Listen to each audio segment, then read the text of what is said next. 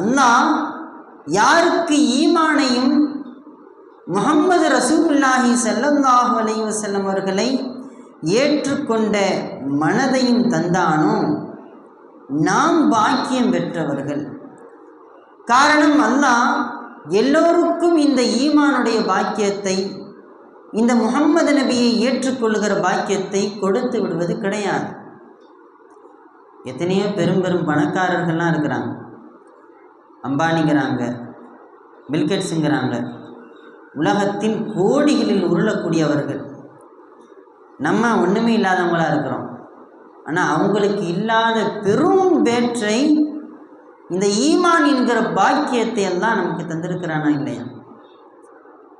காசு பணங்கள் நம்மை இறைவனிடத்தில் தீர்மானித்து விடாது. எப்படியும் எதுவாகினும் நாம் உறுதி கொள்ளலாம், நான் சொர்க்கத்தில் நுழைந்து விடுவேன். அதற்குரிய கடவுச்சீட்டாய் நான் ஈமான் என்கிற பொக்கிஷத்தை பெற்றிருக்கிறேன். எனவே ஈமானை பெற்றிருக்கிற நாம்